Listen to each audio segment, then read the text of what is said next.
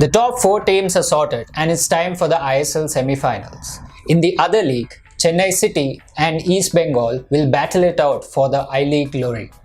Who will triumph in the ISL Semifinals and who could walk away with their first ever I-League crown? That's what we discuss in this episode of the Indian Football Roundup. In the first semi-final, Northeast United will host Bengaluru FC in Guwahati on March 7th. This is the battle between the 4th placed Highlanders and the table toppers for the second year in a row, Bengaluru FC. The return leg will be held on March 11th at the Sri Kantirava Stadium. How do you think this is going to pan out? It's going to be an interesting game because both teams aren't exactly in the best run of form. After the Asian Cup break, since the ISL resumed, Bengaluru won 2 out of 7 games, Northeast have won 2 out of 6. So it's not exactly two teams who are coming into it roaring with form. BFC of course beat Northeast at the Kantirava in January, but that was a day when Northeast really should have won. They had plenty of chances. Gurpreet Singh Sandhu made 10 saves. And Bengaluru eventually won that game. But I think one big factor is going to be the return of Miku. Yeah. He was fantastic in that game against FC Goa. Got rested again for the game in Jamshedpur. Carlos Quadrat rested all his big players because he didn't want them to undergo the rigors of travel to Jamshedpur, which is not the easiest place to get to.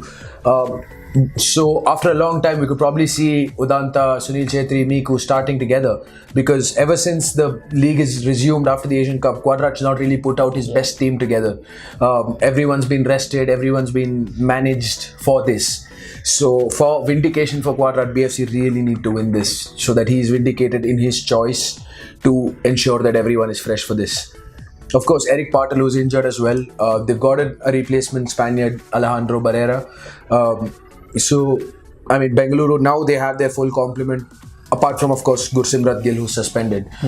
Similarly for Northeast, Gurvinder is suspended, but they have Liudo back, they have Mato Gergic back. But I think the big concern for Northeast has been the scratchiness of Ogbeche since they've come back after the Asian Cup. He's not been the same potent weapon that he was in the first part of the season.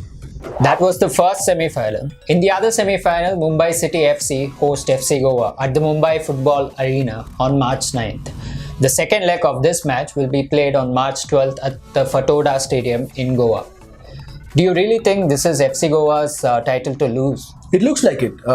They've been on a fantastic run of form. We can't complain about Goa's defense anymore. After the break, only one game in which they haven't kept a clean sheet. Koro is scoring goals for fun as he always does. They're getting contributions from elsewhere as well. Brandon Fernandez, Jackie Chan, Edu Bedia. They're 7-0 up over Mumbai City over the 2 legs in the regular season as well. So psychologically as well, it's an advantage for them. But with Mumbai, you know how they're going to play. They're going to defend. They're going to be very hard to break down. And then they will look to hit Goa on the break with the pace of Modu Sugu and Arnold Isoko. I still think it might be a bridge too far for Mumbai because of the quality that Goa possess all over the pitch and the newfound defensive solidity that Sergio Lobera has managed to bring. It's going to be difficult for Mumbai, of course, but they have an incentive of having a home final to look forward to. So whether that psychologically plays into their hands is something that remains to be seen. But as of now, it'll take a brave man to bet against Goa. The I-League 2 is heading to an exciting finish, as has been the case over the past few years. Chennai City host Minerva Punjab in their final game on March 9th, this Saturday. And similarly, in the neighbouring state, Gokulam Kerala tried to stop East Bengal from winning the title. A win for Chennai City FC will see them clinch the title, whereas East Bengal have to win and then depend on Chennai City's result to see if they win the I-League.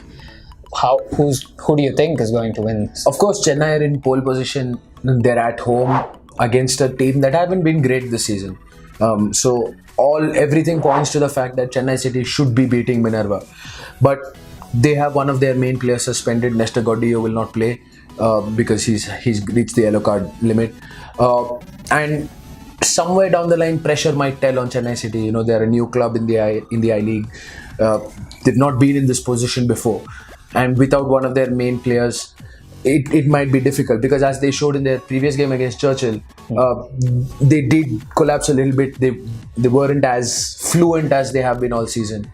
With East Bengal, you know that there are seasoned professionals there. People who won titles, maybe not with East Bengal, but they won titles elsewhere, because East Bengal over the last few seasons been getting players from ISL, getting players from Minerva. So these guys have won the I-League before. And Enrique Esqueda's return from injury has been huge for them, especially with Jobby Justin's suspension. The fact that he's getting so many goals has been huge for East Bengal. But I genuinely think that Chennai City will win. I think Minerva will fall short just because of the quality that Chennai possess. There's still Santo Rodriguez, there's Pedro Manzi, Romario, who's been superb on the right wing as well, Edwin Manspaul. So I really do see Chennai beating Minerva and going on to win the league. That's all we have for you in this episode.